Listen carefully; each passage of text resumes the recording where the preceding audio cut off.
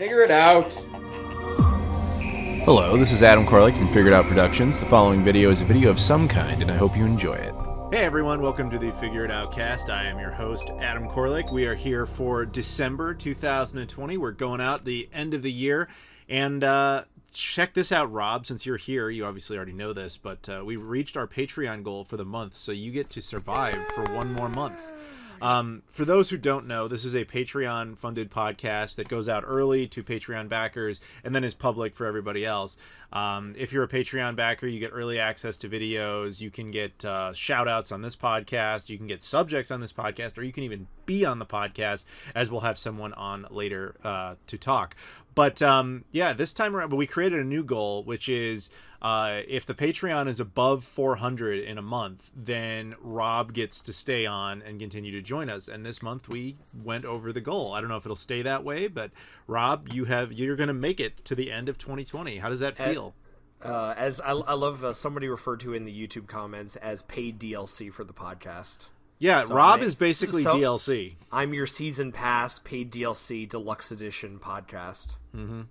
I don't know if you really enhance anything like the EA type of DLC, which doesn't, but you know, you're basically cosmetic DLC. My PayPal will be in the links below for microtransaction deposits. His PayPal will absolutely not be in the link below. Yeah, Rob is basically cosmetic DLC. He's like when you want your gun like pink or whatever, like that's Rob.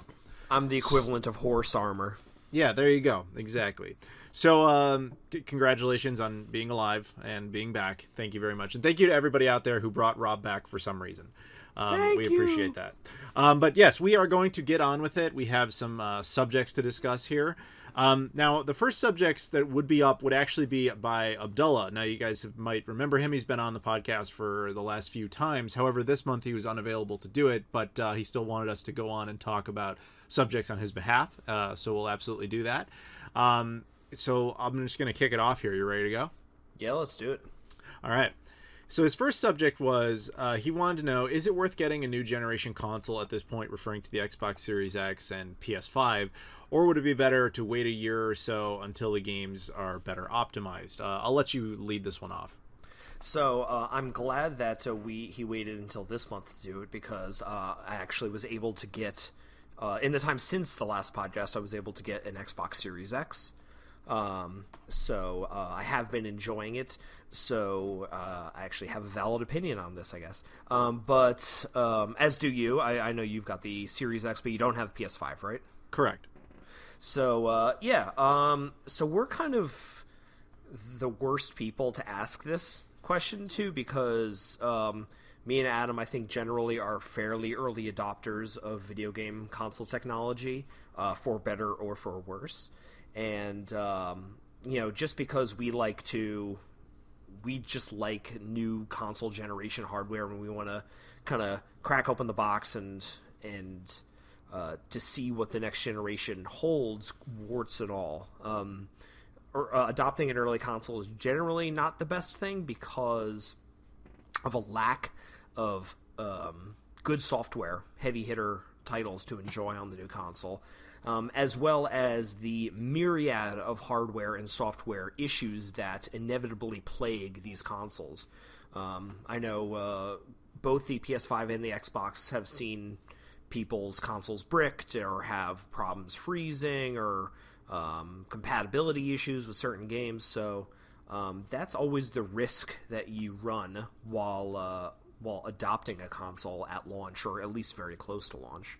Because even going back to the the 7th gen and everything, you had things like the Yellow Light of Death, the Red Ring of Death on the PS3 and Xbox 360 respectively. So you're always going to run the risk of buying a $500 brick and not having anything to play on it. So generally, I would probably say that it's definitely wiser to wait a year or a couple months just to get those issues ironed out, and for more games that are going to take better advantage of the new hardware to be released before you jump in and buy the new consoles. But as I said, me and Adam are usually going to buy the console regardless. So we're not the best judges of character. Yeah, I would agree with that. I mean, if you think about it, I'm basically the Angelina Jolie of adopting consoles. Like, I get them from all over the world. I don't care what color they are. It doesn't matter to me. Like, let me just bring them all into my house. They're my family now. Because, like literally today at the time we're recording this, I just dropped my retrospective on the VM Labs new one. You know what I mean? Like, so I'll take it all. And the only reason I don't have a PS5 is just because I wasn't able to find one yet, at least where I want to get one, which would be Best Buy. But so he's absolutely right when he says that we are terrible examples to ask this of, because we would have done it anyway. But the truth is, objectively speaking, if you're that person who's just like, I get like one console every like 5 years or whatever, when should I do it? The absolute correct answer to that, unless you are under social pressure to have all the same stuff your friends have, which is a different argument, then the answer is typically towards the end of a generation, because all the kinks have been worked out of a console. There's usually the most up-to-date version of a console. It's the most reliable version of a console. The price drops. Price drops. The game library is at its absolute peak. It's its biggest that it's ever going to get, while still being relatively relevant. And a lot of the games are vastly cheaper. Now, there's going to be exception situations, of course. Like you mentioned the PS3 launch. Well, the launch PS3 was probably the best version of the PS3 because it had PS2 hardware in it. But the launch version of the Xbox 360 was the worst version of that console. So there will be exceptions that are notable in there. But essentially, yeah, this question can't be answered by us unless we put ourselves into the shoes of other people. So that's pretty much how I would have to respond to that, which is, if, again, you're the type of person who gets one console every 5 years, then absolutely wait. If you're anything like us, you probably don't need our opinion on this question. Yeah, and I mean, I will say that's like, my experiences so far with the Xbox Series X have been overwhelmingly positive. I'm enjoying, I've been playing the new Assassin's Creed game, I've been playing the new Call of Duty game, and they look and play great, and as do my Xbox 360 games and Xbox One games and original Xbox games that I've played on the Series X. So it's a great system, and to allude to a future subject that I think that we're doing next, there are a lot of other benefits that these consoles provide aside from just playing the latest and greatest games. So it's definitely, I think at least in my experience, the Xbox Series X is definitely worth the $500. I'm most certainly enjoying it. So if you're looking for a thumbs up, that's definitely one right there. I'm not sure about you, Adam. I know I've seen your first impressions, but how are you liking it in your kind of expanded usage of it? I quite enjoy it. I mean, it is, again, it's, as I said in my review, it just feels like physical firmware update for the Xbox One X. It doesn't, and that's a good thing. Essentially, like, I liked that console, so I like this console more. It just improves on some of the little quirks of lag that the UI had, and then of course you get all sorts of gameplay improvements too. But as far as like noticeable, like, wow, we've entered a new generation type of vibe, that is absolutely not a thing from the Xbox side of things. I kind of doubt the PS5 is somehow different than that vibe. I mean, it's probably slightly different because they wanted it to be a little different, but I mean, that feeling we had growing up of it's a new console generation, so it's going to be completely different, that's very much a thing of the past. And that doesn't just come with our dinosauric age in this community. I mean, it's like, if you hang out in my Discord, there's a lot of people in there who are like their early 20s, and even they say the same thing. They're like, I didn't grow up on, say, the Nintendo 64, but I've played a Genesis, and then I play it in 64, and you see this giant leap. But he's like, I've got an Xbox 360, and then I got an Xbox One, and it's like, it was better, I guess, but it wasn't the jump that you guys got to experience. I mean, even kids, if you will, think the same thing. So granted, that's a different subject, but point is, yes, I agree with you. It's a good console. I'm having fun with it, and I don't have any like major complaints. It's just that it doesn't feel like a new era, and maybe factor that into your decision. But you also mentioned the price point, and I have to, again, be full disclosure on this. Like, mine was bought for me, so I don't have to justify the price tag. So I can't really say on that one. Yeah. So I think that's actually it on this subject, because you actually alluded to the next subject, so I say we just move on to it. Yeah. So Abdullah's next subject that he chose for this month is a bit of news that kind of came out in the past week or so. That at the time we record this. At the time we record this on December 6th, 2020, that the Xbox Series consoles have kind of become revealed to be absolute monsters at emulation of older video game consoles. Basically, the Xbox Series X, S, and as well as the Xbox One X consoles basically have this mode that you could purchase called a developer mode. That basically allows users to switch between a retail mode and this developer mode, where you're able to code games and experiment with the hardware in ways that you wouldn't normally be able to on a stock console. Now, I think this is extremely cool. This is Microsoft basically opening up their console to development and modding, very similar to kind of their PC strategies. So basically using this developer mode, emulation software through RetroTink, it's an emulator software that basically can be added in this developer mode, allows the Xbox Series S, X consoles to run emulators for basically any system from the Atari 2600 all the way to the PS2 and the Wii, which is very, very cool. Basically allowing a console like the Xbox Series S, which to me and Adam, who are game game collectors, I was going to say we're definitely not developers. Yeah, no, definitely not. We look at something, a digital console, with wariness. Like, we don't see any want to having one. Looking at it as basically a box to emulate these consoles, previous console generations and everything, for the price of $300 to get that high-powered video game console to be able to run these emulators is quite intriguing for a lot of people. And it's just interesting seeing the new Xbox consoles run PS2 games better than the PS5 can through these emulators. So it just kind of reminds me a lot. I think, Adam, you've discussed this in the past, of Microsoft being really, really open to console modding and to people like taking their hardware and optimizing it in different ways than the manufacturers had intended. Like going back all the way to the original Xbox, and this is kind of the next step of that. Yeah, it's funny you mentioned that, though, because I was actually about to ask you, has Microsoft had any sort of statement on this? No, I don't think they care, honestly. This is what developer mode is. I know, and it's basically you pay $20 and it basically unlocks the console for you.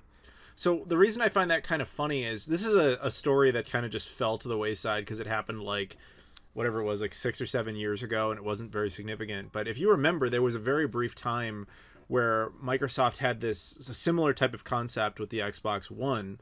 I think it was through their ID program or whatever, and somebody had started building N64 emulators for the Xbox One, and Microsoft shut that down right quick. And it's just kind of funny to hear that they've changed so much on that, but policies must have changed.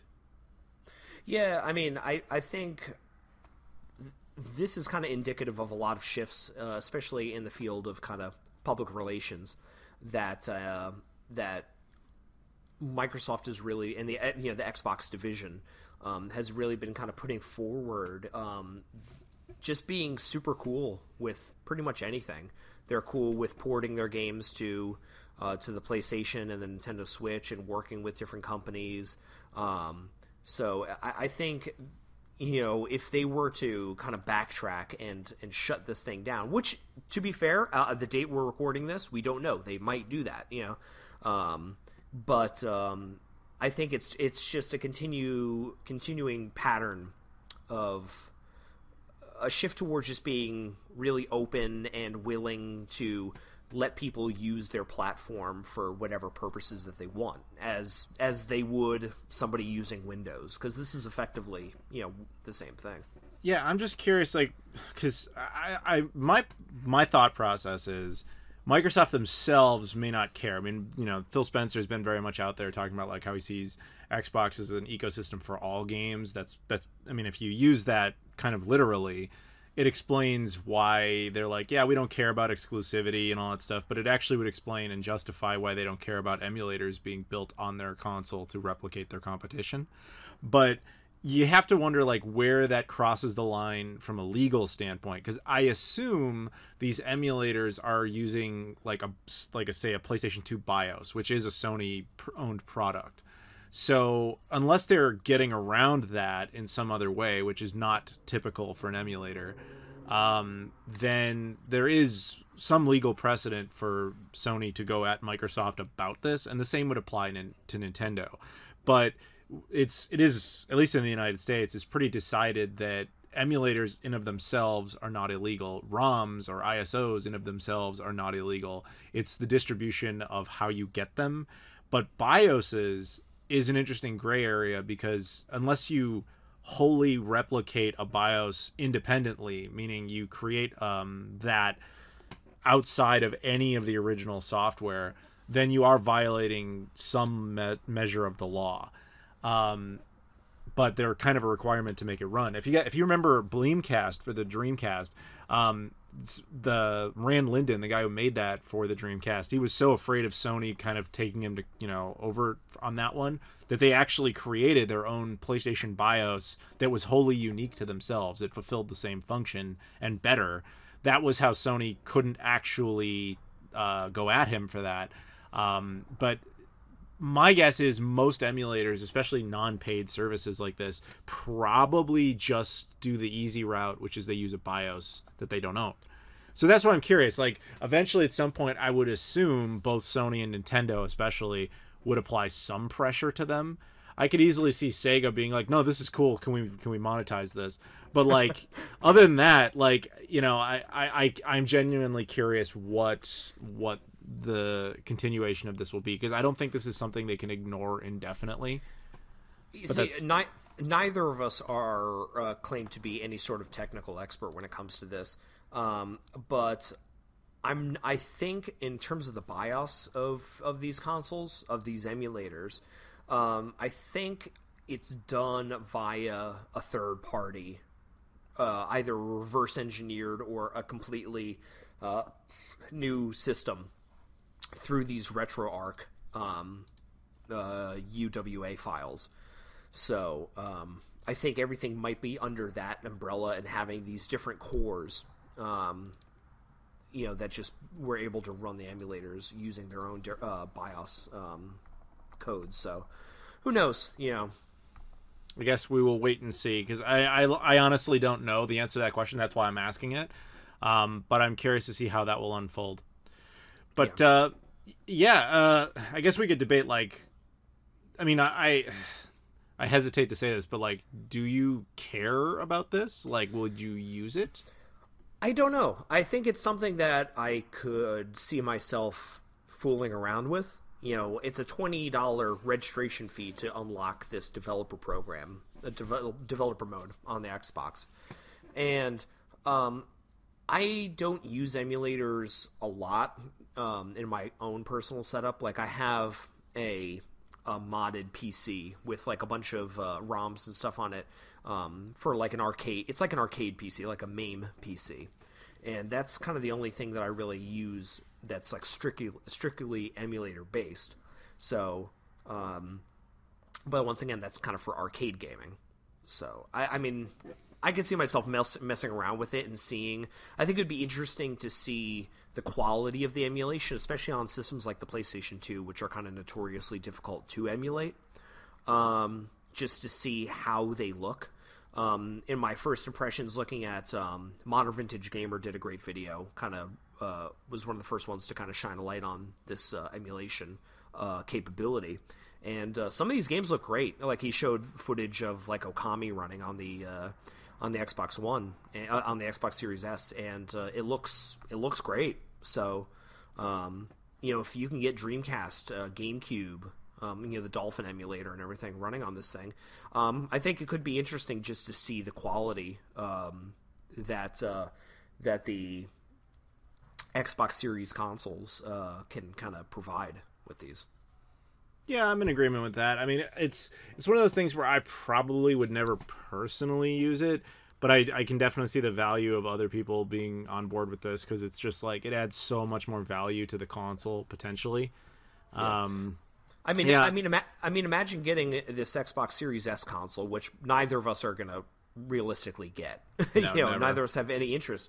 But for somebody to be able to get this for $300, get an Xbox Game Pass subscription for, what is that, $10, $15 a month?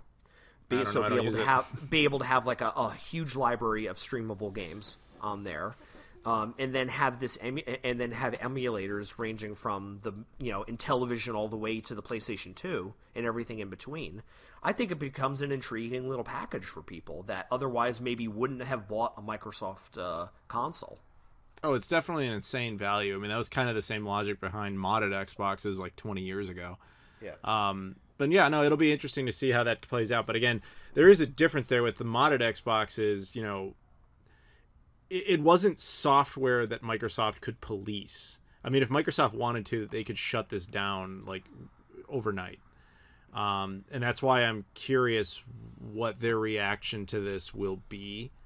And again, I know I'm just treading water here, but I feel like their position is going to be they're fine with it.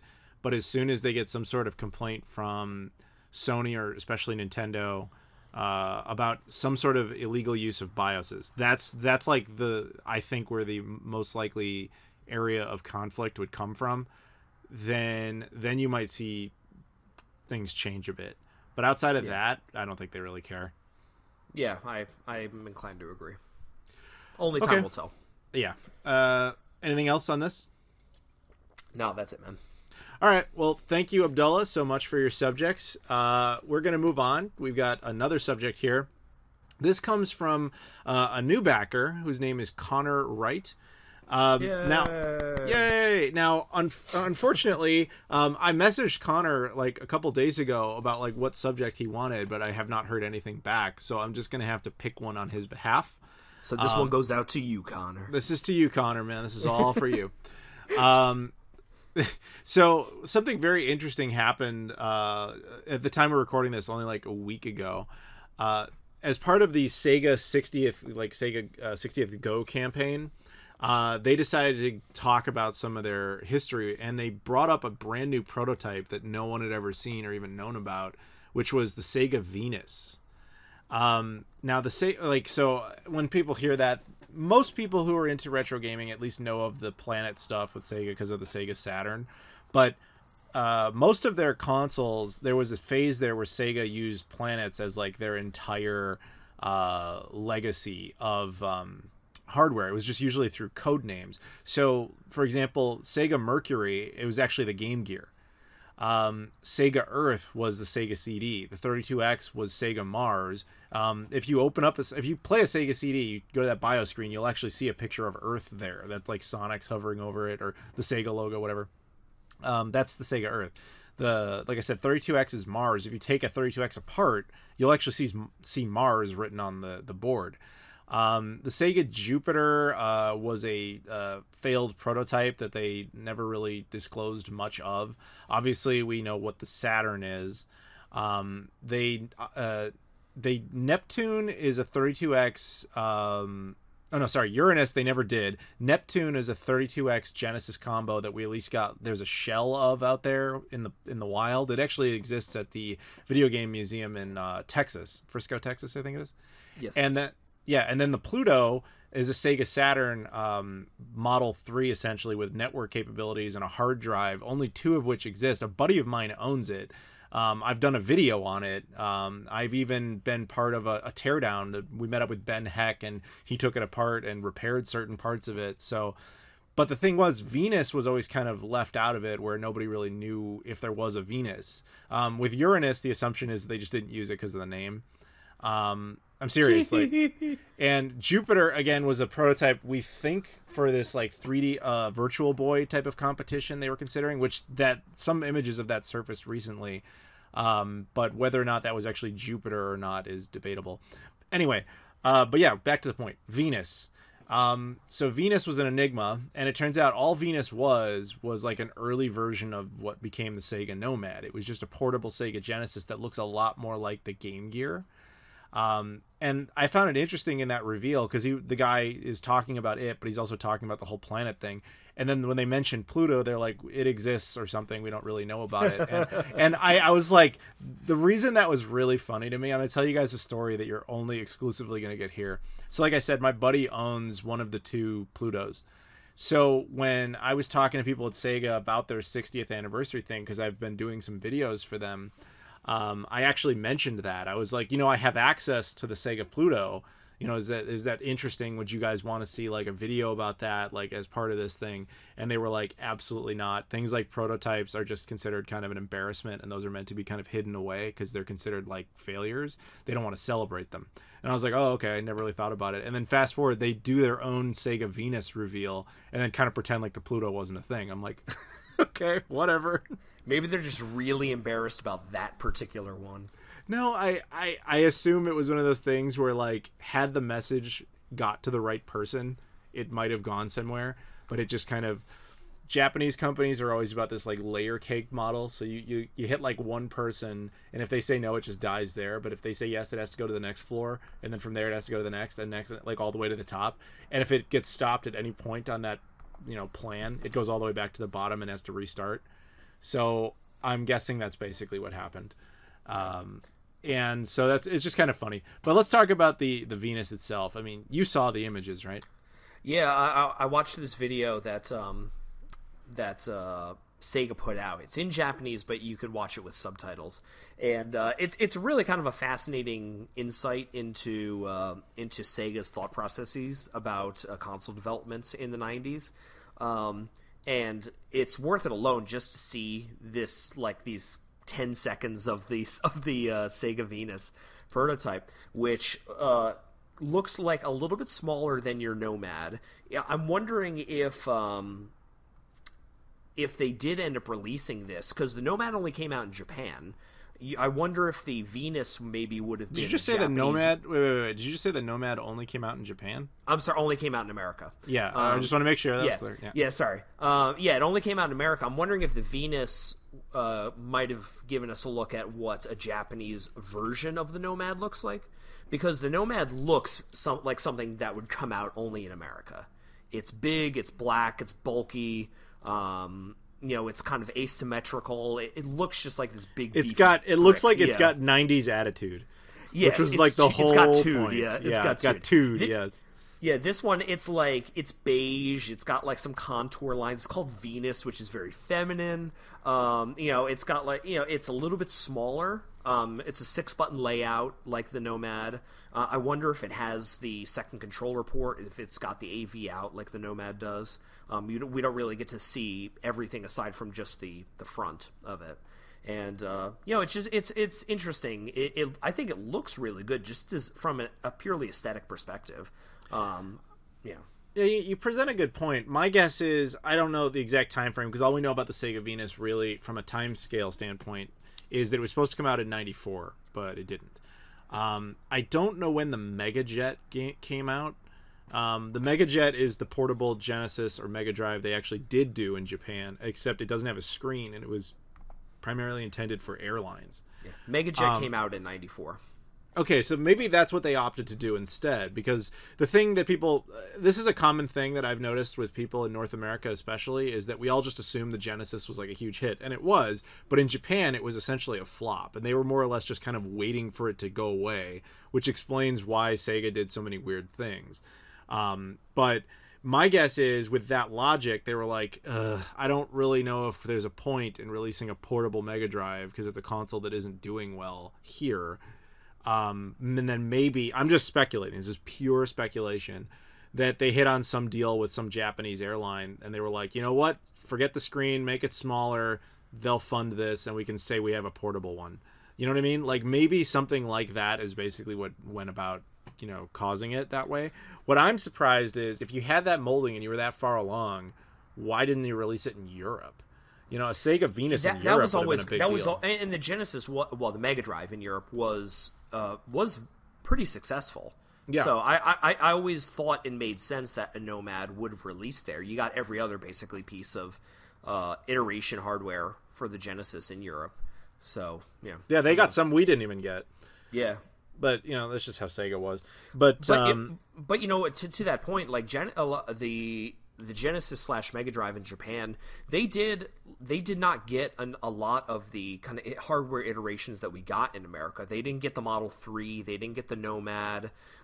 So like to your point, like it was not very successful over there, and I think Sega of Japan probably would have had no interest in a portable Mega Drive. Hence why they probably beefed it up, redesigned it, gave it some sick 90s toot, and just released it in America, Because the Nomad came out after the Saturn and the 32X were already out. It was a very late system, Yeah, it was... Sega came up with a bunch of efforts to keep the Genesis alive in North America because it was so insanely successful. And I think that a portable Genesis was actually a really good idea on paper, just because... it was no longer next gen, but everybody had the games already, and it was a way to just be like, look, we'll resell them the hardware, and you could play that entire library of games and stay loyal to Sega as an entity. It's just that it didn't quite pan out because the hardware was expensive, battery life was terrible, it was too big to be useful. You know what I mean? Like, all the problems with the Nomad. Yeah. But it makes me wonder what the Venus would have done differently, if anything. Looking at the size alone of it, I wonder if it has some of the external functionality that the Nomad has, namely the capabilities of hooking it up to a television via the AV port or a second controller. As I said, we don't really get a clear look at the whole chassis of the console, so who knows? So I think maybe a smaller, more form-fitted handheld version of the Genesis could have been really successful. I mean, could you imagine if they released that thing in 1993 when the Genesis was near the top of the heap in the console race? It's like that could have been a game changer. It's possible, but the flip side of that never worked out. Like if to your point, we're speculating, but if you look at, let's say, the GameCube, right? GameCube wasn't doing very well. It actually finished third out of fifth in the 6th gen if you include the new one. And so Nintendo didn't like losing out to... Sony destroyed them, but they really didn't like losing out to Xbox of all the brand new entry, and somehow they're beating Nintendo.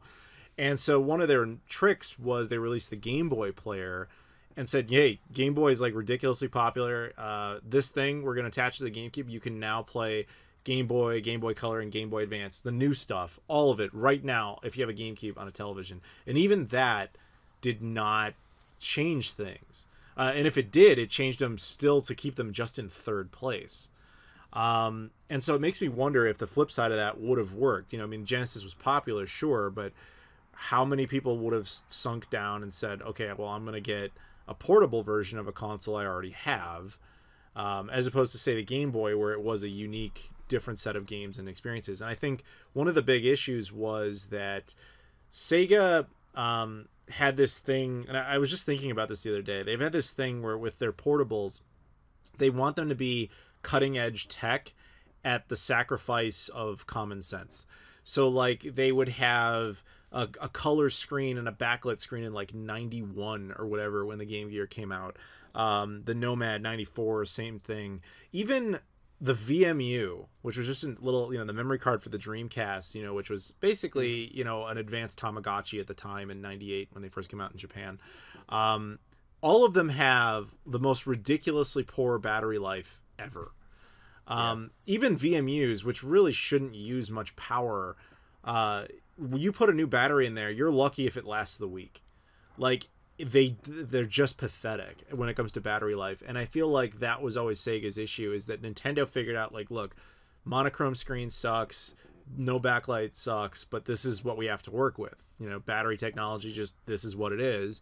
So to improve battery life, you have to cut away all these features. And as we know now, that panned out. That worked. So I'm just thinking, like, as cool as a Sega Venus would have been, I don't see how different it actually would have played out than the Nomad, even if it came out like 2 years earlier. I think the difference would have been that the Nomad/Venus, if it had released in 93 or 94 as opposed to 95, like after the next generation consoles have already come out, I think the only difference you would have seen would have been Sega releasing a portable version of a console while it's at the top of the mountain, because that is about the time in the fourth generation that Sega had just surpassed Nintendo in terms of market share, where they were basically fit neck to neck. So if they had released a portable version of that, you know, like while they were on top of the mountain, as opposed to heading back down the other side, trying to extend the life of the Genesis artificially, as opposed to, you know, when they're at the top and providing a different alternative means of playing the system. That's the only way I could have seen it being more successful. Also, if it had better battery life, and who knows, if the Venus did have the ability to play on the TV and with a second controller, like, removed from that version, as I think it might have, based on the size of the chassis, it might have had better battery life too. So who knows? Yeah, I'm genuinely curious, because we have no examples like that in history. The closest one we have is like what I said with the GameCube. But you're right, Nintendo wasn't at the peak point of the sixth generation. Like I said, they were already in third, and that either just kept them in third or, you know, caused them not to drop to fourth. My guess is they would have stayed in third regardless. But yeah, there is no perfect example of what you're talking about. But I don't know, man. I just that's the lesson we kind of learned from the early 90s, late 80s handhelds, is all the really cool ones that had great screens and full color all just flopped miserably. It was the only ones that did well were the ones that were more cost effective because they made sacrifices. And I don't think, because that's the debate you have to have. You either have to have a Sega Venus that comes out with a full color screen that's backlit, but lasts for like 3 hours at most on 6 batteries, like they actually ran into with the Game Gear, for example. Or you have one that takes 2 batteries and it can last maybe like 6 to 9 hours, but it doesn't have a color screen and it plays in black and white. Now, how would that fare? How would people react to being like, I can take Genesis on the go, but I don't have a color screen and I don't have color or a backlight? You know, does that kill it? Because at least with the Game Boy, it was a lower bar of expectation, because you knew going into it, these weren't games you were playing at home on a television. They were exclusive to this machine. Yeah. So you can't, well, obviously we don't know either of those tracks of history, but it's an intriguing thought process, to say the least. Yeah, I mean, the Nomad itself was cost prohibitive for most people when it came out in 1995. So, you know, arguably something that has even more functionality in terms of battery life. Hypothetically, being released 2 years before that, it probably would. The price alone probably would have killed it. Yeah, that's kind of my point. Is I think that it would have been a gamble to say, okay, we'll release the Venus. It will be a portable Genesis. You'll have to sacrifice color. You'll have to sacrifice backlit, but you can keep it more cost effective. It might have worked. It probably wouldn't have been super powerful, but they would have also had to tout it as, like, you know, your Genesis games on the go. You can't take Nintendo on the go. You know, like, you know, Sega's 90s campaigns were that could have maybe worked, but I can easily see people looking back on it being like, wasn't it dumb that we could play these games at home on a television in color, and then they wanted us to go play it on a tiny screen, black and white with no light? Like, I could easily see that side coming out and saying exactly the same thing. It was kind of a damned if you do, damned if you don't situation. That's probably why they didn't do it at all until. Yeah, go ahead. No, I was gonna say. I mean, it's like the Nomad itself was a bit absurd. Like I was fortunate enough to actually have one as a kid, and I just remember the absurdity of it. It's like, yeah, I would bring it to school and I'd be the coolest kid on the playground for 2 hours, you know, until the battery died. But most of the time, it's like I would play it sitting in bed, plugged into the wall, when I had my actual Sega Genesis just 3 feet away from me, plugged into a television. Exactly. It's like, that's the absurdity of it. It's like, if you have to compromise battery life, and have this high-priced thing that plays games with backlit screen and color, it's like, but you have to play it basically plugged into a wall. It's like, is it even a portable system? Yeah, I agree. And I think a lot of Sega's thought process in the 90s was let the engineers do what they want. And then, we can let marketing present it as cool, but we won't have anybody actually use these things and realize what all the flaws are as far as pragmatism goes. And I think that's what really hurt them. I mean, this is a discussion we could have endlessly, and I don't want to transition to be like, here's what Sega should have done in the early 90s, because that's like 8 hours of discussion. So we'll probably wrap it up there unless you have any other thoughts on the Sega Venus. No, super cool. A great look back in video game history. I'm glad that Sega is kind of peeling back the curtain a little bit on some of this stuff lately. Sega's been really kind of cool about recognizing their history with their 60th anniversary, and this is just a great example of it. I actually have a story about that I will be telling, because I accidentally fell into some very obscure Sega history, and this is not a weird joke or anything. I now possess some very weird original pieces of Sega history that I'm going to be talking about on Playload, and since this video is going to come out 3 or 4 days to the public before then, there's a tease. Enjoy. And for Rob, suck it. Yeah, well, yeah. I'll just, have to wait like the rest of the plebeians. That's right. Well, except for the Patreon baggers who get it early, of course. But, yeah. All right. So, Connor, even though you didn't directly select that, I hope you enjoyed that. You're British. That was that was a great subject, Connor. Big thumbs up. Yeah. Yeah, you're British, so I'm sure you liked the Mega Drive. We'll call it the Mega Drive, the Sega Venus Mega Drive, just for you, buddy. All right. Thank you very much. And so now we're going to do a round of shout-outs. The following people are all Patreon backers who are at the tier in which they get a shout-out. Again, if you subscribe, you can get this early along with the other videos. You can get a shout-out as we're about to do. Pick a subject like Connor, and we can even pick one for you if you're unavailable. You can be on it like Abdullah would have been had he not been busy, and then you can be on it like our next guest who will be on shortly after. But shout-outs go to Eduardo Cruz, Joseph Tamburino, Julian Espinoza, Luis Bonilla, Michael Kelly, Trey Wagner, and Caleb Bravo. Once again, that's Eduardo Cruz, Joseph Tamburino, Julian Espinoza, Luis Bonilla, Michael Kelly, Trey Wagner, and Caleb Bravo. And I want to give a super shout out to Caleb Bravo because he actually is entitled to a subject, but he didn't want one this month. I asked him. He's like, you know what? Honestly, I'm good. Just whatever you want to do. So I was like, okay. So thank you very much, Caleb, for that's your subject. For the whole subject is just Caleb being good with not having a subject this month. But you can have a subject, like I said, at any time of your choosing. All you got to do is upgrade on Patreon or sign up in the first place. And plus, you keep the Rob DLC going. So, yeah, thank you very much to everybody. And now we're going to switch into the second half of our show here where we have a new guest. Well, not a new guest. He's a recurring guest from the great state of Georgia, Leafy Poo. So, Leafy, you're at the tier of your Patreon backer, and you're at the tier at which you're able to join us as a guest this month. So, you picked a couple subjects for our discussing pleasure. So, Adam, you want to introduce Leafy's first subject? Yeah, but before I do, I just want to say it's kind of funny because I wasn't sure if you were going to come back and use this, and I'm glad that you did, but the way you did it was hilarious because he just got super excited, and then he's like, I need to talk about this. It's like, all right.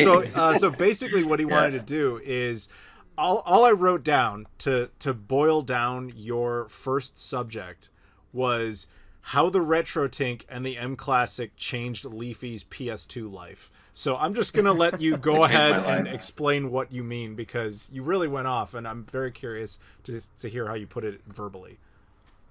Okay. So it's not just that. It's okay. So there's more to it. So I got my PS2/PS3 component cables. So I was already excited because I just had some crappy cheapo. No, I won't say crappy. They were all right quality, but they were like $13 PS2/PS3 component cables. But I shit you not, I just got my PS2, PS3 RetroVision component cables, and it's like You mean HD RetroVision? yeah. I got just want to those, the clarify for HD people RetroVision. Yeah, from HD RetroVision, but I had to get it from eBay because they were out of stock on their website. But yeah, those came in, and oh my God, the color is popping. It's so I can't. I'll send you some photos and maybe you could put them on the screen or not. But yeah, it's amazing. Yeah, the colors are popping out. So yeah, I got my RetroTink, I got my mClassic, and I got RetroVision. HD RetroVision component cables. And man, I am fucking balling right now, bro. Like or I'm not saying the word right, but I am in a good place. I'm in a really good place because you know, it's like the PS2 plays PS1 games, and like the PS1 is technically a retro console, so is the PS2. This is amazing. Like this is amazing technology. Like oh my God, like more people need to know about this. Well, this is awesome. That's why I make videos about it. Yeah, so I was gonna say, so like Adam must be like grinning ear to ear because like Adam's kind of most notorious videos on this channel are like how to get the best video quality out of insert your obscure retro console here.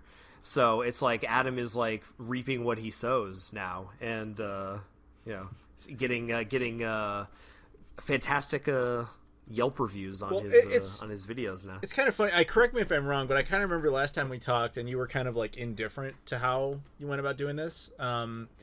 Yeah. I was just kind of curious. Oh, like, yeah. No. You laughed at me. You laughed at me. I believe that. It's it's like the beginning of Joker or something, you know? Like you laughed at me and you humiliated me live in front of everyone. I'm just fucking I'm fucking with you. No, but I was just kind of like, I got an HDMI converter thing, like some shitty $20, HDMI AV, thing that would just convert it. I just want to plug it into my HDT, but you were all like, you had your criticism. You were like, I don't know if you really should be doing that. Yeah, no, I don't doubt that I would say that. Yeah. Yeah, you're, something like that. I don't know. No, you were like, I want to slap you right now. I think that's what you said, man. I might have. Sounds like Adam. You threatened me. No, I'm fucking. So basically, I created Georgian Joker. That's yes, okay, that's fine. That's right. So I was like, I was just in the bathroom looking at my reflection, just wondering what I'm doing with my life, and all of a sudden, Adam Koralik has a RetroTink, how to use the RetroTink or how to get the best out of your PS2 console. M cables. mClassic. 480i output. I need it. and listen, like as much as we're praising Adam, it's like this is also like really should be good publicity for Mike Chi and the guys at RetroTink, because I think Adam, when you started really doing these videos, with the kind of the best option for many of these consoles being RGB SCART. Through a FrameMeister, for me at least, and I presumably and a lot of your other viewers of these videos, it was almost kind of cost prohibitive. It's definitely cost prohibitive, yeah. And kind of behind this kind of, I don't want to say like elitist kind of wall, but that's kind of how it could appear to some people. And the guys at RetroTink, these devices that they've been putting out are like real game, and like as well as the guys at Marseille. Well, so with the thing is, you have the M cable and the HD RetroVision. They're real game changers because they provide just excellent quality at and excellent varied options at good prices. It's funny because you basically have three different groups that accidentally made stuff that complements each other perfectly. HD RetroVision is a company actually here in Chicago. I was going to go visit their office, and then COVID happened, but at some point I'm supposed to go over there. RetroTink is just Mike Chi, one guy who lives in San Diego. And then mClassic is done by Marseille, who is based up in San Jose, around there. And they have nothing to do with each other, like at all. They talk to each other, I guess, a little bit here and there, but it's funny because if you just take those pieces, put them together, you have what Leafy's going through right now, where he's like shitting himself, being like, I finally get it. 1080p. Well, I'm glad I converted you. Yes, I'm glad I converted my cable. Yeah. Oh no, man! It's so awesome. I'm so happy. Have you just been using it with the PlayStation consoles, or have you experimented with any of the Nintendo systems? Or so all I have is an Xbox One X and the PS2 that I've had since my childhood. And at first, okay, so my story is that I had the PS2 throughout my childhood, but it was mainly my older brother's. My older brother goes to college, he takes it with him, but he realizes he doesn't ever use it. And so at one point, my brother is in love with his Wii U, and he was one of the people that bragged about the Wii U, having a Wii U. There were people that bragged about having a Wii U? Like, I love the Wii U. I love the Wii U. I'll defend it to the death. I've got a full set of it. But I never went around and be like, I got one and you don't. Like, that was never No, Adam. He wasn't bragging. He wasn't bragging about the Wii backwards compatibility. Yeah, neither would I. He's just like, he was just like, ooh, look at me, I got a Wii U. Like, look at the tablet. Like I know, I know it's not the point, but I always saw Wii backwards compatibility as the biggest flaw with the Wii. You know, it's like putting a virus in it. Oh, I know you love the Wii. I know you love the Wii, Adam. You know. Mm-hmm. Anyway, sorry. Go ahead. Yeah. Anyway, so controller, motion control aside, my brother didn't need the PS2, so he let me have it, and it just kind of was sitting in my closet, gathering dust, and I wanted to play my shit. So I just, I took it out, and then I was having fun for a while, but then I realized the PS2 composite cables that came with it were eroded for whatever reason. When I don't know if they're eroded. I don't know what's going on, but something happened where they weren't working right in my TV. Like they were flickering or whatever. They deteriorated. And so I was like, fuck, man. And then I just ordered like the HDMI, like, the $20 HDMI sort of thing, adapter for the PS2. That you just plug it into the AV socket, bam, bam, you get an HDMI signal. But then I kind of realized, like, I bet there's a better way of playing this. I already have a 4K TV. Why am I limiting myself if I have a stable job? If I'm working hard for the money, right? Why am I settling for less? So I saw your videos, Adam. You pointed me in the right direction with Mike G, Murray, and the HD Retrovision, and I gathered all the pieces, and it just all kind of fit together. It made sense, and I didn't have to spend $700, $800 on that what's that thing? The FrameMeister. I didn't have to do that. Okay, it's 400 now. That's how it was retail, but they don't make them anymore. So used market is used market. It could be higher, it could be lower. Okay, so it fluctuated a lot. Well, I'll tell you what. So I don't have to get the FrameMeister, right? And I saved a couple $100 just getting these pieces and plugging them in the right way. And now I can play this PS2 that basically gathered dust, but it still works, and I can play all my PS1 games. And you know what I'm really excited about is I can't wait to see what these PS1 games look like now that I can, now with that filter, that one filter that's on it that has the smoothing on. So I can't wait to see. Oh. You're preemptively diving into your section subject, but I promise we'll get back to it. But what you're referring to is there's a smoothing mode on the RetroTink, and then there's the anti-aliasing and upscaling done by the mClassic. So you're basically getting it. No, I'm not going to say done twice, but they're doing two separate things, but it's kind of the same idea. It's just that the RetroTink just kind of starts the process, and then the mClassic takes that and just brings it to like the next level. That's right. But yeah, so did you get the RetroTink Pro or the M? I kind of remember you talking about both of them. So I got both of them, and I've been using the RetroTink Pro X2, and I've been using that one for about a week or two. And the Model M just came in yesterday. If not yesterday, I think 2 days ago, 3 days ago, whatever. I haven't really needed to mess around with that because I realized that I made an unnecessary purchase, kind of, but not, because, like I told you my situation is I only have the PS2. That's my only technically retro console that I have. So if I need to play a 480p PS2 game, I have it, but I don't have any like 480p titles. So it's kind of like just there just in case. Sure. Well, I need it. The M is better suited for things like the PS2. Although, to be honest, you won't notice much of a difference between the Pro and the M with the PS2 specifically, unless, as you say, you get one of the higher resolution games. But yeah, aside from that, you won't really need it because the Pro is really for stuff that's like before the PS2 and before the Dreamcast, but you don't have any of that. I do have PS1. Oh, so I have PS1 games that I can play on. Do you have PS1 as the console or PS1 games on the PS2? PS1 games on the PS2, right, then, which do clean up really well. Then my point stands because that either way the M will work fine with that. I'm talking about like if you had an actual PS1, that would be a different situation.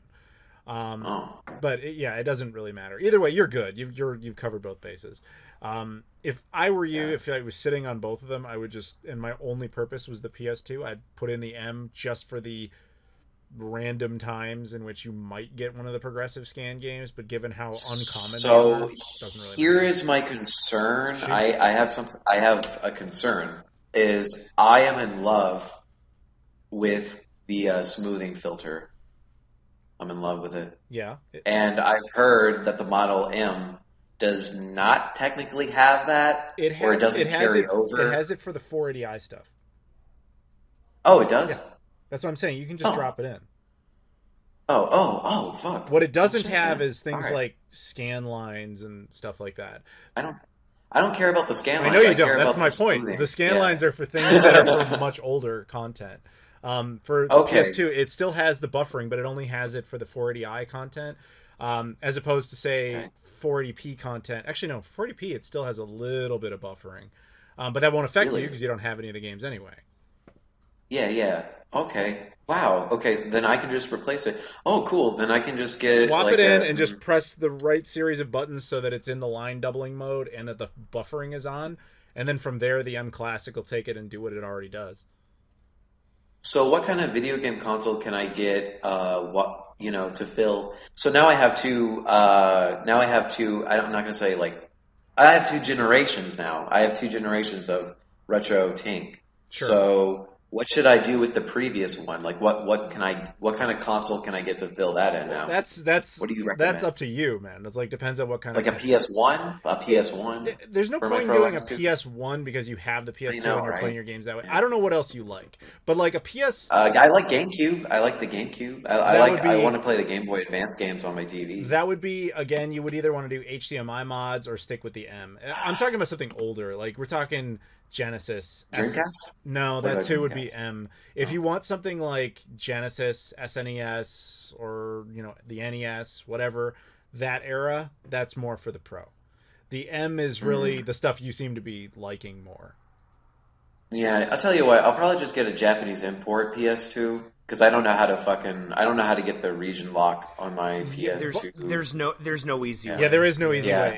It is actually I feel like easier I'm better to off just pirate getting a games Japanese than it is to play import. burned game or to play imports. It's like ridiculously stupid. I know. But like, yeah, what's Japanese with that PS2s swap? are Magic swap. I don't know. Yeah, Japanese Swap PS2s magic. are super cheap. If that makes you feel better. It does make me feel better. I've seen some listings on eBay. Yeah, I might want to do that and just use, just use that as I guess my import games player. Yeah, you could actually, if that was the situation, you could just use both RetroTinks that way. One for your dominant PS2 and one for your Japanese PS2, I guess. Yeah, except then there's going to be some fuckery though when I need to play 480p games. But here's the thing, man. There's only like 180 PS2 games that support 480p, and most of them are like sports games you probably wouldn't play anyway. Yeah, I saw the list. There's really not a lot of games that I really want to play. I don't know, man. Yeah, like World of Rose is probably the best one. I like that niche shit. Like I like the hidden gems. Sure. Like, and of course I like the stuff from my childhood, but I like that niche stuff that doesn't get a lot of attention. Yeah. So fair. I don't know. We'll see. Well, I'm glad you said that because it kind of combines with the your next subject you already started to allude to. So if you're cool with it, I think we should move on to that one. Which was basically what you wanted to talk about is what games deserve to be rediscovered now that you have a RetroTink and an mClassic. Yeah. So this was about PS1 so I don't have an answer for that. Like I wanted to ask everybody. I will drop it down in the comments. Help me out, guys. All right. So what kind of games should I get? I'm open. To refine that a bit, I assume you mean either PS1 or PS2 content specifically. That's right. Yeah. Like what games are gonna look. And I guess before you do that, before you respond to that, Rob, I'm gonna assume that where it's fair game to include Japanese stuff if you're planning to get a Japanese PS2. はい、そうですね。はい。Okay, so then, Japanese PS1 and PS2 games, as well as American PS1 and PS2 games, hidden gems. Rob, take it away.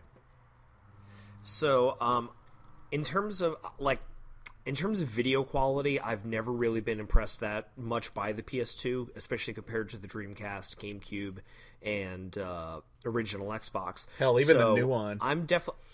Yeah, and the new one, yeah. So, I would definitely go towards more of the PS1 side of things because the PS1 definitely looks better, utilizing kind of like those higher quality because most of the PS1 games I believe are in 240p. Yes. Actually, I want to talk about that in a second as soon as you finish that thought. Yeah, so in terms of PS1 games, I definitely one that I've been playing a little bit of recently and I've been kind of shouting it from the rooftops is a game called Vanark on the PS1, which is the only way I could say it is it's basically the PS1's equivalent of Star Fox 64. It's a 3D kind of on rails space shooter with like anime influences, really really good graphics, great music. It's a little expensive, but once again, if you get a Japanese version, I believe a Japanese console, the Japanese version of the game is far cheaper. And there's really no language barrier since it's just kind of an on-rails sci-fi shooter. So that would definitely be kind of a hidden gem there. And then in terms of like Japanese PS2 games, there's only one that I own. It's I have a game. I guess they apparently made a game based off of the Japanese fast food restaurant Yoshinoya, which are like this beef bowl fast food place that I ate at. Yeah, the American version of that chain is terrible, by the way. Yeah, the Japanese one for like $3. You get like a beef bowl with cheese and hot sauce and rice, and it's really good. Yoshinoya. Yoshinoya. Yeah. YA. So yeah, they apparently made a Yoshinoya video game, which I have, and that's the only Japanese PS2 game that I could possibly think of in my own collection. So I don't know if it's any good, but it's funny. All right, before I get you a couple of game recommendations, I want to say this. So you kind of reminded me when you were talking about this. You may not even realize this, but that setup that we've now created actually creates an accidental bonus perk.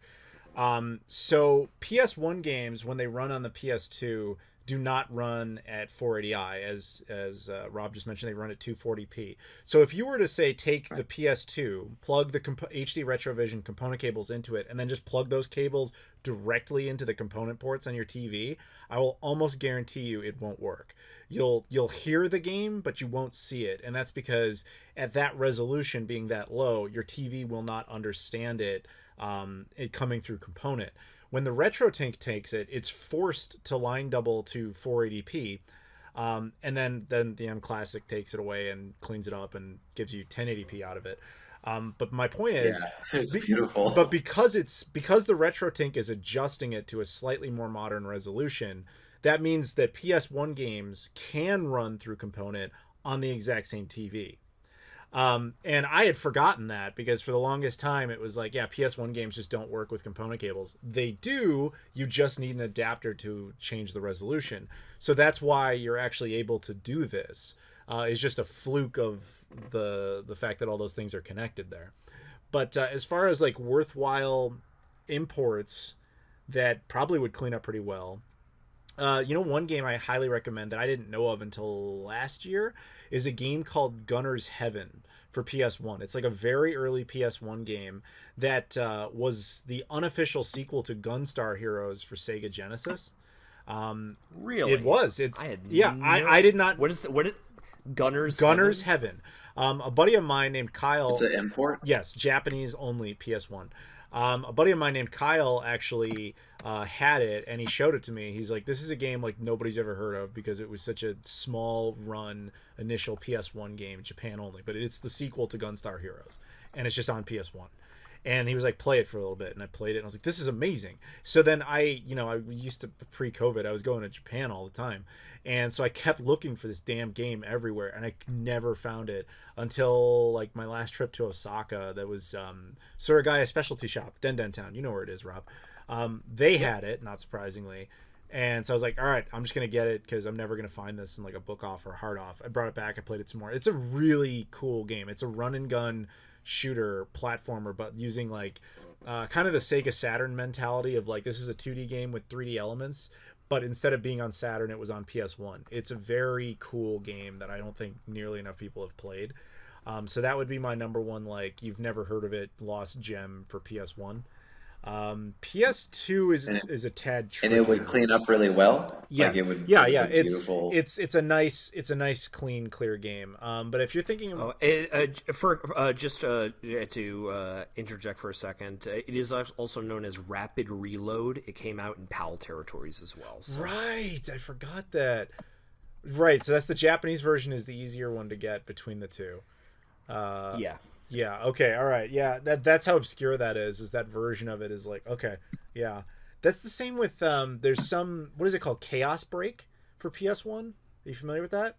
That was like it was a Resident Evil clone that only came out, I think it was in Europe and maybe had a small release in Japan. I have that. That I recommend too, if you like Resident Evil style games. But that's European. Chaos Break. Yeah, that one may not pan out as much because I think you would have to get it from Europe. I'm kind of sitting here trying to stare at PS2 games. I'm looking at this Gunner's Heaven thing, and it's like it was released in both Europe and Japan, both on the PlayStation and the PlayStation Network. So you can get it on like the PS3, but only in Japan and Europe. So we're screwed no matter what. Well, actually, you can create a Japanese PSN account. Yeah. If you wanted to do that, I wouldn't. But you know what? Do you like, or have you ever played Smash Brothers? Do you like those types of games? Oh, yeah. Okay, so here's one that I would recommend for you. Dream Mix TV. It is a PlayStation 2 and GameCube game. There's a GameCube version that only came out in Japan. It's basically Super Smash Brothers, but with a bunch of weird characters. Some that you won't know, and other ones that you will. Like Solid Snake is in there from Metal Gear Solid. Optimus Prime and Megatron are in there. Barbie is in there. The Wolf guy, Simon Belmont. Belmont's in there. The Wolf dude from Bloody Roar is in there. There's a whole bunch of just random characters that are just in this like strange brawler fighting game. Dream Mix Is TV. this a PS2? It is PS2 and GameCube, but Japan only. Okay. Yeah. It was made by Takara, right? Konami and Hudson Soft. Oh, so okay. That's why you get all of the and then the Takara did licensing. Takara did licensing. That's why you got the Beyblade guy in there. You got Transformers, things like that in it. Yeah, that's my number one. Like, at least off the top of my head, because I'm not looking at my collection, I can't really do it from this angle. But that's my number one off the top of my head. PS2 strange game that you should check out. I always forget that one came out on PS2. I the GameCube version. To be real, the GameCube version's far better. But that's typical of most GameCube versions over most PS2 versions. But we're talking about PS2, so there you go. You guys like fighting games? Yeah. I'm not very good at them. You ever play Godzilla? You ever play Godzilla Save the Earth? Yeah, I've got it for the original Xbox. Yeah. I cleaned that. So I cleaned that one up with the HD Retrovision. The three amigos. I'm going to call it that. Sure, it's a good name. RetroTink plus mClassic and HD Retrovision, the three amigos. Anyway, so I use that. I utilize all that, and I'm telling you, man, Godzilla Save the Earth looks beautiful. Oh, it's beautiful. I believe it. I think, actually, I hate to break your heart on this one, but I think that's one of the original Xbox games that natively supports 720p. I know. I know. But no, I agree. But it's game, hard. It's hard to get a copy of that now. Yeah, that's one of the few OG Xbox games that is hard to get. Although one of those, was it Godzilla Unleashed, was only on PS2 and Wii. So you might want to get the PS2 version of that. Yeah, but unfortunately, the PS2 version of that game doesn't have all the characters that the Wii one has. It's so fucking weird. How about I remember Manhunt was another one of those late exclusives. It's like that and Wii. Manhunt 2. It's I guess technically a fighting game, but it is an import for the PS1. I definitely recommend Super Puzzle Fighter, which is made by Capcom, and it's a kind of a Street Fighter 2 puzzle fighting game. It's kind of similar to Puyo Puyo, and that one's really fun. Really, really colorful graphics. As I said, it was on PS1. I think it was on Saturn as well. It might have actually got a Dreamcast port too. I don't remember. Which game? But yeah, I'm sorry. Super Puzzle Fighter. Yeah, there's a Dreamcast version of that. Yeah, but that game really, really colorful, kind of 2D sprites that'll pop really, really nice with the HD Retrovision kind of setup, the Three Amigos setup. I like that. So definitely recommend that one. Ooh, Super Puzzle Fighter. Okay, I'm writing these. I'm writing all of these down as you guys go. I got my notepad up. Did you ever? I can't wait. Metal Jesus hit eat your heart out. This is our own little hidden gems. Watch the prices. Yeah, fluctuate on eBay. There is a Japanese. Oh God damn it, Metal Jesus! There is a Japanese only version of Metal Slug. That was like a chibi 3D style Metal Slug, only made in Japan for the PS2. If you like run and guns, which we just kind of talked about, but are you familiar with Metal Slug as a franchise? I've heard of it before. Is that side scroller that's that uses Neo those... Geo, yeah. Yeah, the Neo Geo. So yeah, with like an army dudes and you're saving people. Yeah. So, it's like a Flash game. Well, it's not a Flash game, but yeah, I get what you're saying. But it's. I think I played the Flash version of it. Sure, that I don't doubt that they might have done that at some point. But anyway, they did like a 3D-ish version in 2006 for the PS2 only. I'll bet you that looks amazing with it because it's kind of like the perfect wheelhouse of like PS2, but 3D elements, so it would probably clean up really well, and it's exclusive to just Japan. Ooh, okay. Metal Slug. What's the title though? Just Metal Slug. Metal Slug parentheses 2006. Just make sure you get the 2006 version. Okay. Sweet.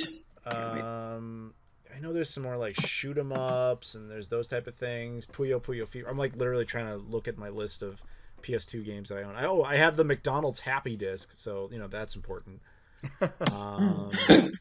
That's a real thing. It's just like some promo thing that has like some demos or something. But I would say in general though, like on PS1, any of like the 2D games, PS1, like a lot of people associate with 3D games like Metal Gear Solid or the Resident Evil games, anything like that. But it did 2D games really, really beautifully. Like, I'm sure, like, I haven't tested out myself. Like, Castlevania Symphony of Night has got to look absolutely gorgeous, using that setup.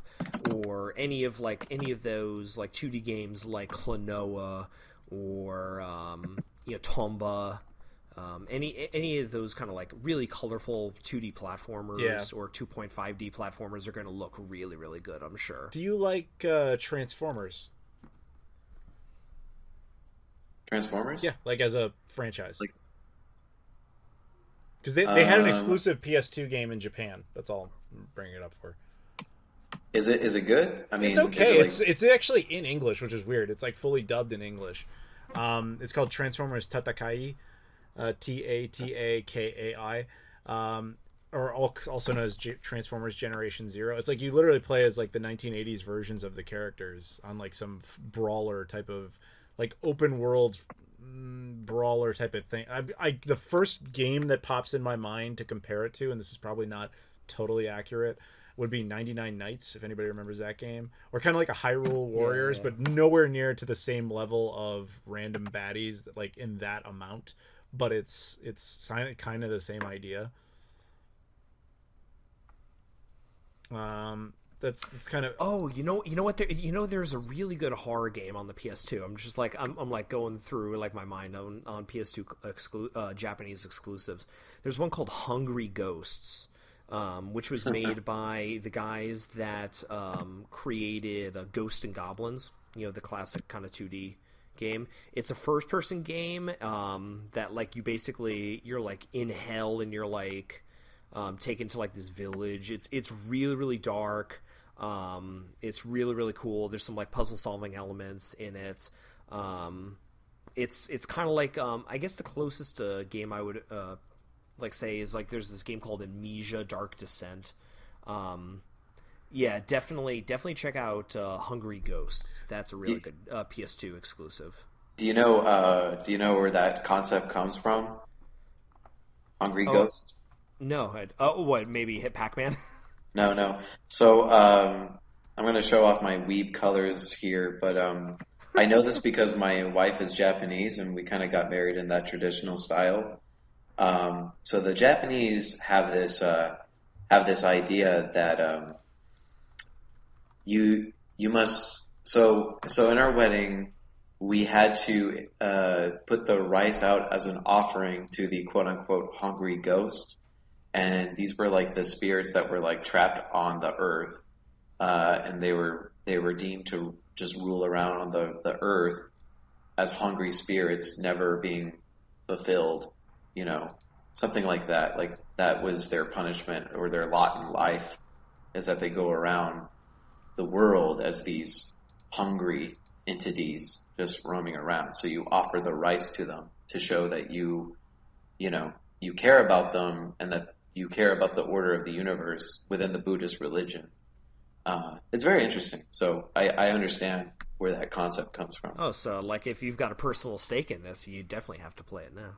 Oh, yeah. I got a little asterisk. Yeah. Hey, you got anything else, Adam? Any other recommendations? Actually, yes. Yes, I do. I can't believe that I did not think of this like immediately, and neither did you, and shame on you. Pepsi Man for PS1. Oh, Pepsi Man! Pepsi Man for PS1 is one of the most bizarre games like ever. It's in Japan. Pepsi had a mascot known as Pepsi Man, just this giant like Power Ranger like figure who's just like silver. Yeah, who pushes Pepsi. Yeah. So he has a PS1 game where you basically just run and you jump over stuff and you avoid cans. Or you gather cans. It's such a bizarre game that's completely exclusive to Japan. I would definitely say that game probably looks surprisingly good with that set with the, as we call them, three amigos, because I think PS1 games in particular probably look really good with that setup, because you're taking advantage of the full RGB thing and then you're smoothing them out, and I think that's definitely something I would look into. So the current games that I've been testing out with what I've got right now is I've been playing a bit of Final Fantasy VII. I haven't used the HD Retrovision component cables yet on the to see what it looks like translated over on the PS2. I haven't used that, but when I was just using the RetroTink and the mClassic, it looked pretty impressive. I could see some good smoothing from there. So Final Fantasy VII. I have a copy of Final Fantasy VIII, but I want to complete 7 before I go on to 8. Kind of weird like that. And I've been playing Digimon Rumble Arena for the PlayStation 1, and that game, that game was a piece of shit before. Like, it was unplayable. Well, it's playable, but that game looked fucking awful. Like, that was one of those, like, oh yeah, I don't want to play that. Because it looks so bad. But with the 3 Amigos, man, it cleaned up. It's kind of like a PS2 game. Like, it cleaned up really well. And, like War Greymon has, like, shiny armor, and like, there's some things, and like the clouds. Oh yeah, my wife recorded me when I was my first day with the RetroTink, and I was testing it out. I was like, I have this video where I'm like, honey, look at the clouds! Look at the clouds! So, I was amazed. Yeah, because like they were so blocky before, but with the RetroTink and the mClassic, they became smooth. Like and it was like I'm like, duh. I was like, I'm still excited about it. I'm like, look at the clouds. It's awesome. See, so yeah, Digimon Rumble Arena for PlayStation 1 really cleaned up really well. And then I played Forbidden Memories. That cleaned up pretty well. Yu-Gi-Oh! Forbidden Memories. And then, Godzilla Save the Earth. I don't have a big collection of games. I just have some stuff left over from my childhood. I wonder what Chrono Cross would look like. That'd be kind of... Couldn't tell you, man. But I mean, in general, most things should improve under that setup. I doubt there'd be too many things where it actually somehow look worse. No, I am so amazed. Ever since the first day that I had the RetroTink and I got smooth clouds in the background of Digimon Rumble Arena, I'm hooked and I'm sold. What can I say? Well, I'm glad. That's the effect, everybody. If you, this is what can happen. Yeah. You can go from like what we talked in September. He went from full like I don't care to holy crap I am sold by just trying it. I'm telling you, worth it. It's the best. If you put all this stuff together, it pans out really nicely. Yeah, I mean, worth it 100%. So my biggest concern is like how do we get the word out for Mike G? How do we get the normies? Well, I mean, I think you're seeing like a big shift, like in YouTube channels like My Life in Gaming, Modern Vintage Gamer, a guy named Adam Koralik, just like he's a small YouTuber, but nobody's ever heard of that nobody's ever heard of that but you can bring up the new one and people will know what you're talking about. You bring up Koralik and nobody's gonna know who the hell you're talking about. Well, let's keep it. He's the new one guy, right? Yeah, let's keep it some more. Like keep it reasonable here. Yeah, but you're definitely seeing a lot of these YouTube channels that kind of focus on retro gaming and kind of the technology of retro gaming, really give the due shout outs to companies like Marseille and RetroTink and HD Retrovision, because their stuff is accessible. It makes high quality retro gaming accessible to people kind of for one of the first times. So it's and I always recommend. I work in a I've been working the past few months in a retro video game store here in New Jersey called Digital Press. Just since Corona kind of canceled the music industry, basically, we sell kind of those cheap AV to HDMI boxes. And people ask about them, and I can't in good conscience like recommend them. I'm like, there's better options, and I'm always like, go online, go get a RetroTink. That's your first step. Or people complaining that the N64 and the GameCube look so like jagged and stuff. It's like it doesn't look or pixelated. I'm like, go get an mClassic. Like, that's the way to do it. It doesn't have to be like that. Like you don't have to put up with the jags, people. Like if you're listening to this, you have a PS2 / I don't know, PS3 and you like to emulate PS1, PS2, I don't know. Whatever your situation is, guys, you don't have to put up with the Jags. If you like your retro consoles and you don't want to, shell out the money for these new consoles, right? You like your old stuff, you don't have to put up with it. Like, that's the biggest takeaway. If you get all three things, you will be more than satisfied with your PS1/PS2. Like, I promise. I wasn't a believer before, but I am now. And at least get a RetroTink. At least shell out a little over $100. I think the basic RetroTink is $70 or $80 now. I mean, this smoothing filter, the software that smooths it. I think the biggest problem that people do is they just get the mClassic, right? Like I saw Rich of Review Tech USA's, give him a shout out. He was reviewing the mClassic, and like, yeah, if you just put this into your console, just the mClassic, whoopty fucking do. You're not really gonna get like, it's better, but you might not see the difference. But if you get a RetroTink and an mClassic, you will notice a huge difference. You don't have to go out and shell out like I did for the HD Retrovision. You could get just the two buddies. The two buddies are the three amigos. The two buddies are the mClassic and the RetroTink. Get the two buddies. At least get the two buddies. If you want to go all out, get the three amigos. They're your best friends if you have a PS2/PS1. I definitely recommend that. I think the biggest takeaway with the mClassic that a lot of people I hear a lot of people bash it because they're not using it on the right consoles. The mClassic is marketed in all of its marketing says it's good for your Nintendo Switch and it's good for your Xbox One and your PS4. When in reality, it's for the mClassic is for consoles that had progressive scan modes that need that little bit of extra kind of TLC and buffering. And the 6th gen consoles are perfect examples for that. Perfect. Your Dreamcast, your GameCube, your original Xbox, these are the consoles that are going to show the most marked difference in quality, and see that quality jump up. Exactly. I think it's marketed as like a graphics processor that's just external. Like it's a graphics processor for your Switch or your Xbox One or whatever. It's like, yeah. I mean, you could say that, and you're not totally wrong. But if you really want to use the shit out of this thing, like, fuck it, just use it for your retro consoles.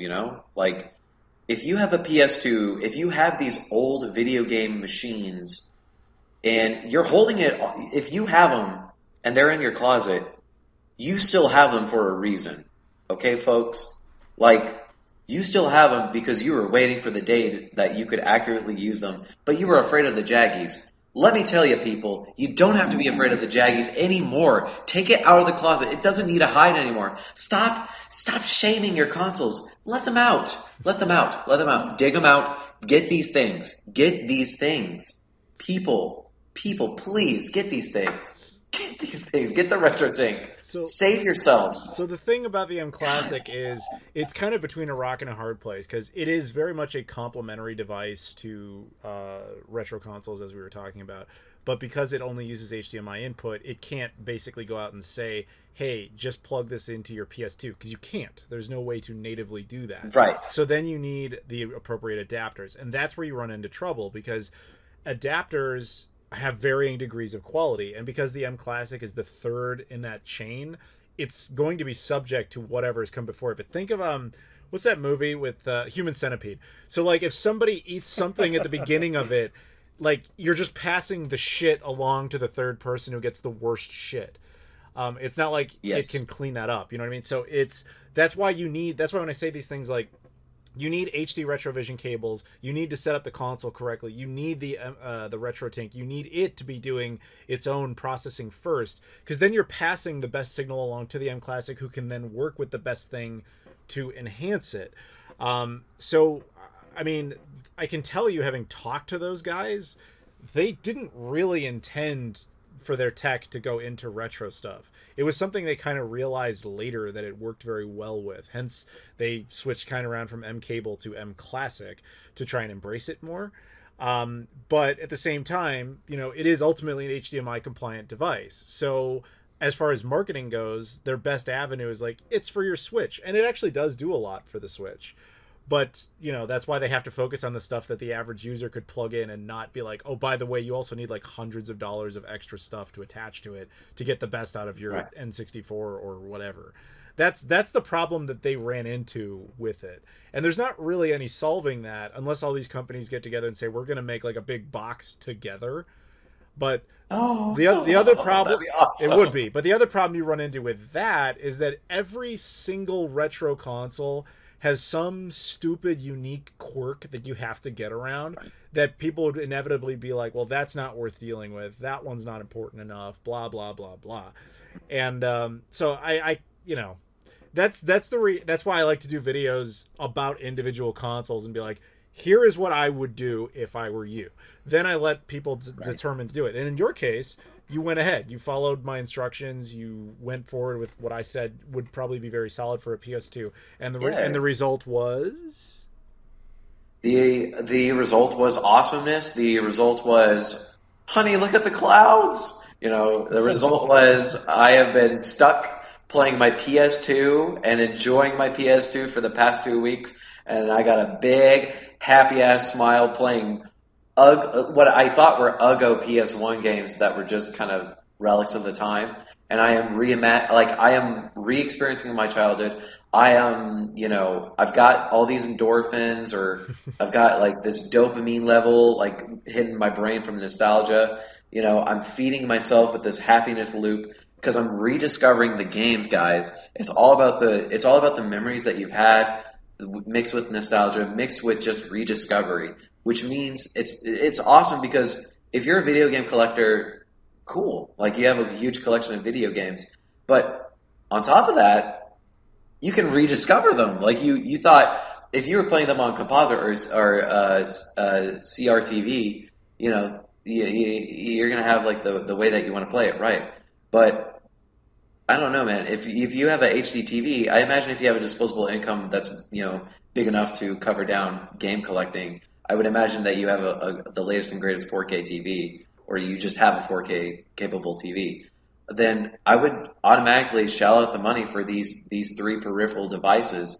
You know, you don't necessarily have to have them, right? If you like playing the blocky games, go for it. Enjoy the blocky games. But guys, you don't have to. You don't have to put up with it anymore. Like, I saw Adam out, and he knows what he's talking about. You know, these things happen to accidentally work really well with each other. And again, it's all about rediscovery. It's all about reimagination. It's all about finding that creates. If you're a creative person, like if you're creative personality driven, you work with digital media, you work on the computer, or you work, you know, your mind is able to mold and adapt to new things. This is going to help you reutilize that, refine your passion, refine your childhood, refine your memories, refine that thing that makes you smile. What makes you play video games? What makes you want to look at the TV? You want to look at the TV and just kind of like deal with what you already had? Or do you want to refocus on the things that made you happy and figure out, how do I make it better? How do I make it better? How do I go from, you know, this to that? You know, without costing an arm and a leg. Because I'm telling you, $250 I think altogether, or maybe $350, or around $300 altogether with the three Amigos. That's a lot. That's a lot to a lot of people. That's really a lot. But if you're capable of video game collecting, if you have a steady job, if you want to have something to work for, this is a fantastic setup, and I can't recommend it enough. I think that Murray, they probably need to rebrand. You mean Marseille? The mClassic. Yeah, Marseille. Sorry. They probably need to rebrand it. They can keep the Switch, you know, branding, I guess, if that works for them. But I think they should be able to work with these companies and sort of, if they all work together in a fair, in a nice way, where they could like kind of advertise on each other's sort of bits. Hey man, I mean, we're looking at a new age of gamers. We're looking at a new way of advertising. You know, they could definitely more than survive. And during these hard times, people need to unite. And I can't boast enough about these awesome companies and these awesome products. So that'll pretty much do it, I think, because you just summarized the original subject here. How the RetroTink and mClassic changed Leafy's PS2 life. I mean, you just heard it yourself. So happy, guys. Yeah. You just if you have it, if you can do it, please do it. Please. It's an eye opener. These games deserve all the love and support and recreation and, you know, reworking that they deserve. You know, I'm gonna give a shout out here to Castlemania Games, because he's like the one. His name's Ryan, but he runs a website that sells all this stuff. But he's like the one guy who seems to really get that these should be sold together. So like you can go to his website and buy bundles that are like, here's a RetroTink, an mClassic, and the GameCube GCHD or the HD Retrovision cables or whatever you need. Like he'll put them together in sets and be like, this is what I recommend for the GameCube. This is what I recommend for PS2, and so on and so forth. So he deserves a shout out because he's basically trying to push the narrative that you're talking about. Does he have his own website, or yeah, does he have his own like, CastlemaniaGames.com? Yeah, guys, check that out, because they also know what they're.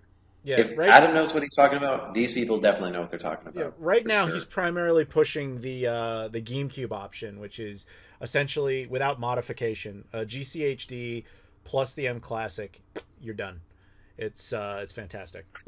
It's incredible. It looks so. The good. GameCube looks GCHD. insane. Yeah, the GameCube looks insane. With an like you think the PS2 looks good? Yeah, Holy shit! Once you see, once you see the Dreamcast or the GameCube with that setup, you'll look back at the PS2 and be like, "I've wasted my life," because it's not even close.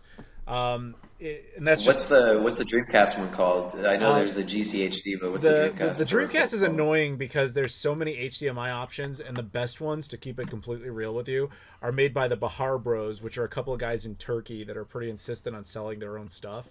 So they make two, one called the Gecko and one called the Akura. Unfortunately, they stopped making the Gecko, so the only one left is the Akura, Akura. It's very good at being a direct HDMI solution for the game or for the Dreamcast.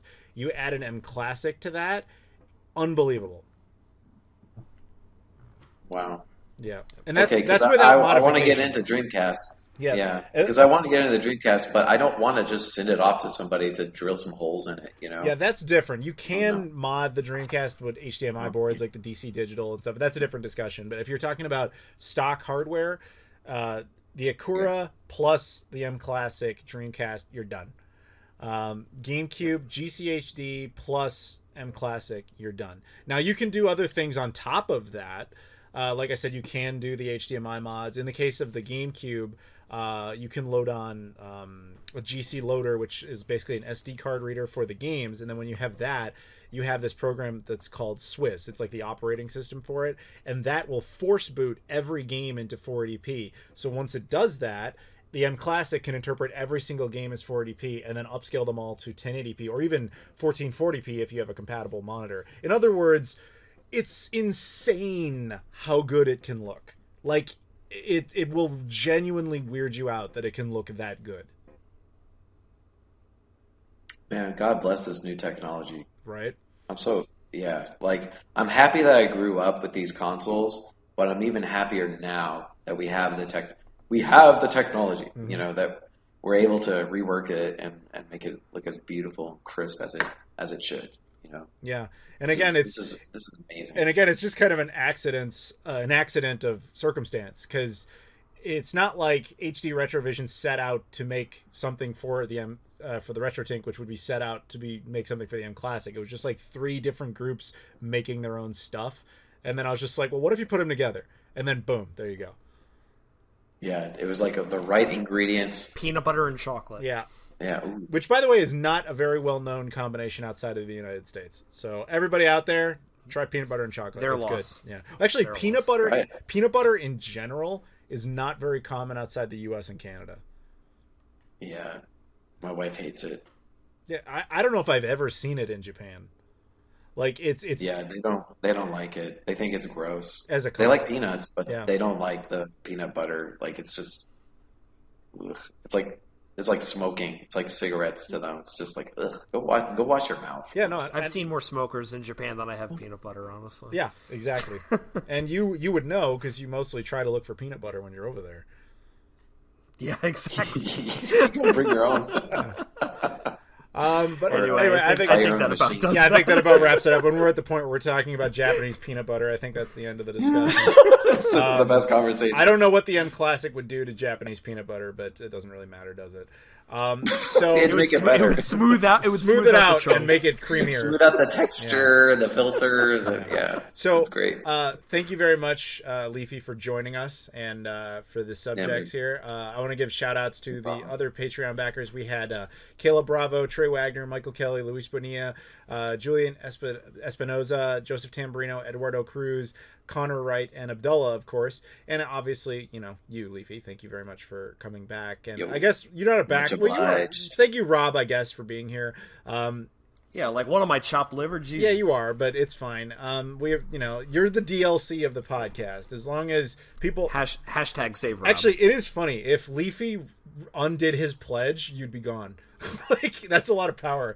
So as long as people stick around, Rob can stay. But if you want to keep Rob, just make sure you check out the Patreon. That's about all I can say there. Yep. You make rockin' content, dude. Thank you. Is that for Rob? Props to you, man. Rob or me? No, I mean, I was gonna say it's like I what, like you Rob's follow me on contribution. Instagram or something, or Well, this isn't a competition. Hold on. No, I like Rob. I like the work that you do on this show, and Adam, I like what Well, you thank did, what you. you've done with Figured Out Productions. You've got a right set of thinking. You've got a lot good collection. You've got a lot of knowledge. I'm always happy to see the new stuff that you make, man. and he makes people like us spend a lot of money on stuff. Yeah, sorry about that. Cables and He's doing our country a good service during these hard Upscalers, times. That's actually- yeah, he's stimulating the economy. he is the stimulus. Yeah, I'm the stimulus. I'm boosting the economy. Yeah. Yeah. Everybody go out and buy things. All right. Woo, Well, thank you guys. Yeah. All right. Any last thoughts? Anything? All right. That should wrap it up. Thank you. All right. Thanks for All right. Well, having me. then, everybody out there, thank you so much for listening. Again, please check out the social media. Just follow us on Instagram, Twitter, obviously Patreon, whatever, all that stuff. Appreciate it. Thank you guys very much for listening, and we'll see you all later. see you in 2021, people. Oh yeah, Happy New Peace Year out. or something.